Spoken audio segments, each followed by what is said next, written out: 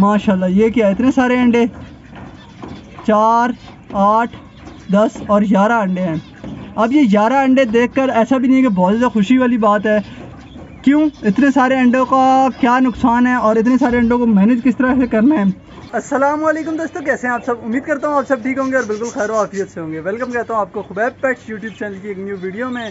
आज के ब्लॉग का आगाज़ करते हैं। अगर अभी तक आपने मेरे चैनल को सब्सक्राइब नहीं किया तो चैनल सब्सक्राइब कर लें और साथ ही मौजूद बेल के आइकन को दबा दें, जिससे आपको मेरे आने वाले तमाम नई वीडियो के नोटिफिकेशन मिलते रहेंगे।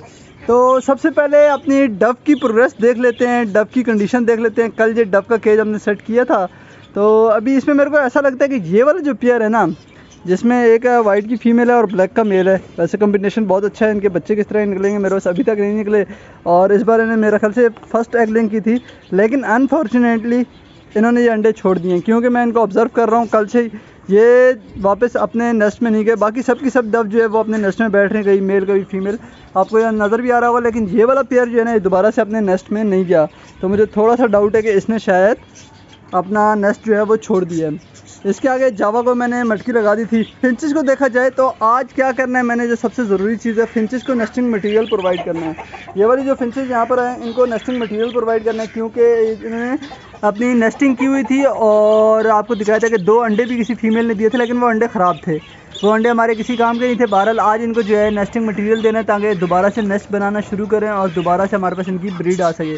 तो नेस्टिंग मटेरियल में मैं क्या यूज़ करने वाला हूँ, इस तरह फिंच कॉलोनी के अंदर भी लेकर जाऊँगा आप लोगों को, और वहाँ भी चल के फिंच कॉलोनी की ब्रीडिंग प्रोग्रेस भी दिखाऊँगा। तो पहले जो है अपनी फिंचेस को मैं नेस्टिंग मटेरियल प्रोवाइड कर देता हूँ। नेस्टिंग मटेरियल क्या प्रोवाइड करने वाला हूँ, नेस्टिंग मटेरियल क्या होना चाहिए, इस पर पहले ही मैं एक तफसील से वीडियो बना चुका हूँ। आज फिर आप लोगों को बता देता हूँ एक बार क्या क्या चीज़ मैं इस्तेमाल करता हूँ और सबसे परफेक्ट, सबसे ज़्यादा रिकमेंडेड क्या चीज़ है।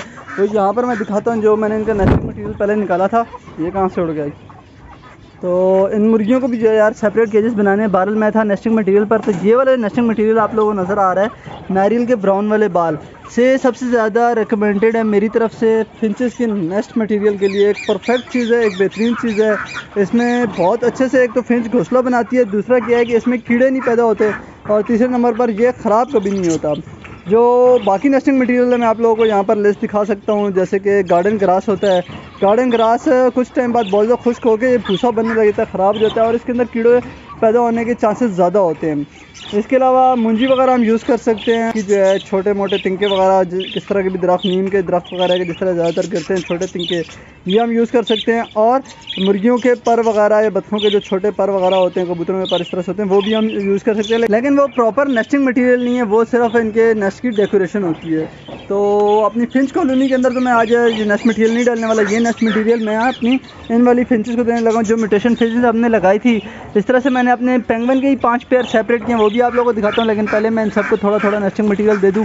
डेली दूंगा, 2 से 3 दिन तक मुसलसल देता रहूँगा, बीच में ब्रेक नहीं लेना। ऐसा ना हो कि ये अंडे दे दें और फिर मैं नेस्टिंग मटेरियल दूँ, तो उससे क्या होता है कि अंडे जो है ख़राब हो जाते हैं, अंडे दब जाते हैं। पहले ही मैंने आप लोगों को बताया था कि नेस्टिंग मटेरियल एक साथ ही देना है। जैसे कि छोटे केजेस है, इसमें जगह कम है, तो डेली देना है मुसलसल 3 से 4 दिन तक। जैसे ही आप देखेंगे एक इनफ अच्छा घोंसला बन गया है, तो जो है आपने नेस्टिंग मटेरियल देना बंद कर देना है। लेकिन बीच में ब्रेक नहीं लेना। ऐसा नहीं है कि 1-2 दिन रुक जाएं उसके बाद नेस्टिंग मटेरियल दें। क्या होगा कि नेस्टिंग मटेरियल इस तरह से देंगे तो अंडे ख़राब हो जाएंगे घोंसले में दबने के बाद।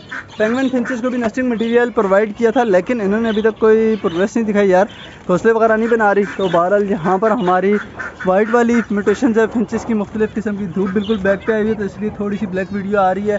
तो यहाँ पर इस वाले जो घोंसले में फिंच है, इस वाले पेयर ने अंडे दिए हुए हैं, 3 अंडे मैंने देखे थे। तो अभी चलता हूँ फिंच कॉलोनी के अंदर और वहाँ जाकर देखते हैं कि हमारी फिंचेस की क्या प्रोग्रेस चल रही है। अभी जल्दी से फिंच की कॉलोनी की ब्रीडिंग प्रोग्रेस देख लेते हैं, क्या मटकियों की सूरत हाल है, अंडे बच्चे देख लेते हैं। मैं ये इस बार क्यों देखने वाला हूँ, क्योंकि मेरा इरादा है इस फिंच कॉलोनी को ख़त्म करने का, इस फिंच कॉलोनी को मूव करें दूसरी जगह पर। तो इसलिए मैं जो है आज सारी मटकियाँ एक बार चेक कर लेता हूँ कि अभी मूव कर सकता हूँ या थोड़ा वेट करना पड़ेगा। साथ साथ दिखाता हूँ आप लोगों को और कंडीशन देख कर फिर बताऊँगा कि इस तरह की कॉलोनी कैसे मूव की जाए। तो ये सबसे पहली मटकी है, इसके अंदर अगर हम देखें तो बच्चे निकले हुए हैं, तकरीबन 2 छोटे बच्चे हैं। उम्मीद करता हूँ आपको वीडियो में क्लियरली नज़र आ रहे होंगे यहाँ पर। तो इस वाली मटकी को मैं यहाँ ही रहने देता हूँ, यानी कि ये वाली जो है मटकी अभी बिल्कुल भी मूव नहीं हो सकती। तो और इस वाली मटकी के अंदर क्या सूरत हाल है कि इसके अंदर भी जो है अंडे पड़े हैं गालिबन, बच्चे तो नहीं निकले हुए। ये पर है डेकोरेशन के पर। इस तरह मैं बात कर रहा था कि फिंचेस इन चीज़ों को डेकोरेशन के लिए इस्तेमाल करती हैं, अपने नेस्ट को सॉफ्ट करने के लिए इस्तेमाल करती हैं। तो इसमें जो है अंडे हैं, 2 मटकियाँ तो ये हो गई, और ये इसमें तो बेंगलाइश ने कब्जा किया हुआ है। मैं देखता हूँ रात में बेंगलाइश इसके अंदर बैठी होती हैं। आगे चलते हैं तो ये वाली मटकी भी बिल्कुल खाली है, तो अच्छी बात है। इस वाली में एक ही अंडा है, इसको हम बिल्कुल हटा सकते हैं। इस अंडे को चेक करेंगे। मैं आज तो मूव नहीं करने वाला फिंच कॉलोनी। आज मैं सिर्फ फिंच कॉलोनी में कंडीशन देख रहा हूँ कि वाकई फिंच कॉलोनी इस कंडीशन में है कि मूव हो सकती है नहीं।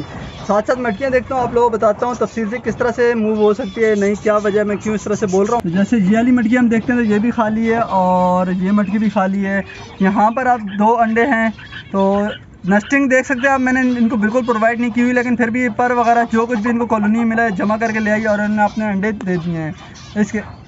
इसके अंदर अगर देखूँ तो 2 अंडे इसके अंदर ही पड़े हुए हैं। तो कंडीशन ये हमने देखनी होती है कि अंडे हैं तो सही, लेकिन अंडों में फर्टिलिटी है ये नहीं। अगर फर्टिलिटी नहीं है तो फिर तो हम बहुत इजीली मूव कर सकते हैं, लेकिन अगर अंडे फर्टाइल हैं, ये किसी में बच्चे हैं छोटे 1 2 3 4 कितने ही बच्चे, तो उनको किस तरह से मूव किया जाता है वो भी मैं आप लोगों को बताता चलूँ कि उनको हम सारी जगह सारे बच्चों को एक ही मटकी में कर देते हैं। 4 या 5 बच्चों की एवरेज में रखता हूँ। तो वैसे तो काफ़ी अच्छा है यार कि तकरीबन मटकियाँ सारी खाली हैं, तो मैं फिंच कॉलोनी मूव होने के काबिल है बिल्कुल। माशाल्लाह, ये क्या है, इतने सारे अंडे, 4 8 10 और 11 अंडे हैं। अब ये 11 अंडे देखकर ऐसा भी नहीं है कि बहुत ज़्यादा खुशी वाली बात है। क्यों, इतने सारे अंडों का क्या नुकसान है और इतने सारे अंडों को मैनेज किस तरह से करना है, शॉर्टली सा बता देता हूँ आप लोगों को। सबसे पहले मैं इन अंडों को चेक करूँगा। हो सकता है 2 क्लच के अंडे हो, यानी कि एक पहली बार फीमेल ने अंडे दिए हों, वो ख़राब हो गए हों और अब दोबारा से ये अंडे फिंच ने दे दिए हों। ऐसा भी मुमकिन है कि 2 अंडे 2 क्लच एक साथ पड़े हों। दूसरी बात ये कि अगर ये अंडे सारे एक बार के ही हैं और ये अंडे अगर ठीक भी हैं तो इतने ज़्यादा बच्चे फिंच कभी नहीं पाल सकते, तो इन अंडों को फॉस्टर किया जाता है। इंशाल्लाह कल का व्लॉग इन्हीं अंडों के ऊपर होगा, तो इसको यहाँ मैं रहने देता हूँ। इसके नीचे वाली मटकी देखते हैं, खाली है, बिल्कुल खाली है। इसमें मुझे लग रहा है कि बच्चे हैं। अंडे तो नज़र आ रहे हैं, उम्मीद करता हूँ आप लोगों को भी जो है अंडे नज़र आ रहे होंगे, और इसमें सिर्फ अंडे हैं। ठीक है, बच्चे तो किसी में भी नज़र नहीं आ रहे, तो इसका ये मतलब है कि ये कॉलोनी बिल्कुल इजीली मूव हो सकती है। सिर्फ 2 मटकियों में अंडे थे, तो 2 मटकियों में बच्चे थे। इन बच्चों को मैं मूव कर लूँगा किसी न किसी तरह से, या फिर ऐसा ही मुमकिन है कि यहाँ पर ही ये बच्चे जो है रह रहे। ये बाकी सारी मटकियाँ, जितनी पीछे मटकियाँ आप लोगों को नज़र आ रही हैं, ये सब मैं उतार लूँगा। एक मटकी जिसमें बहुत सारे अंडे हैं, इसके ऊपर कल वीडियो लेकर आऊँगा। इनको तफसील से चेक करेंगे, इन अंडों का अल्ट्रासाउंड करेंगे, ये अंडे हैं किस चीज़ के। सबसे पहले तो मैं इस मटकी की मार्किंग करता हूँ और आज ऑब्जर्व करता हूँ कौन सी वाली फिंच, कौन सा पेयर इस मटकी के अंदर जा रहा है। तो कल हम डिसाइड करेंगे कि इन अंडों का क्या करना है। इसके अलावा जो 2 बच्चे हैं वो भी मैं आप लोगों को कल बताऊँगा किस तरह से मैं मूव कर रहा हूँ और फिंच कॉलोनी में किस दिन मूव करने वाला हूँ, क्योंकि आगे 1 2 दिन मेरे पास टाइम है, मैं थोड़ा सा फ्री होऊंगा, तो मेरी कोशिश होगी इन्हीं 1 से 2 दिन में मैं अपनी फिंच कॉलोनी मूव कर दूँ। तो फिंच कॉलोनी मूव करने के मेरे पास 2 ऑप्शन है। एक तो ये कि मैं जो 8 पोर्शन वाला न्यू केज लेकर आया हूँ, अभी कल ही आप लोगों को दिखाया था, ये खाली पीछे पे नज़र आ रहा होगा आप लोगों को। इसके अंदर 5-5 पेयर करके मुख्तलिफ म्यूटेशन, जैसे वाइट चिक है, ब्लैक चिक है, ब्लैक जेब्रा, वाइट जेब्रा, ये सब 5-5 करके 40 पेयर आराम से हमारे इस केज के अंदर आ सकते हैं। तो इस केज में मूव कर दूं। और दूसरा ऑप्शन ये कोना मैं खाली कर लूं और इस कोने के अंदर एक प्रॉपर फिंच कॉलोनी बनाई जाए, न्यू, जिस तरह से ये वाली कॉलोनी बनी हुई है इसके अंदर डालूं। लेकिन मुझे ऐसा लग रहा है कॉलोनी के अंदर बहुत अच्छी ब्रीड मेरे पास नहीं आ रही, तो मैं एक दफ़ा खुद से सेपरेट ब्रीड हासिल करना चाह रहा हूं। तो अभी तक तो मेरा यही इरादा है कि मैं इसके अंदर जो है अपनी फिंच कॉलोनी बनाऊं। तो ये आप लोगों ने मुझे सजेस्ट करना है, कमेंट करें, मेरे को बताएं कि क्या अलग से कॉलोनी बनाऊं या सेपरेट फिंचेस की इस बार ब्रीड लेकर देखूं कि सेपरेट ब्रीड किस तरह की आती है।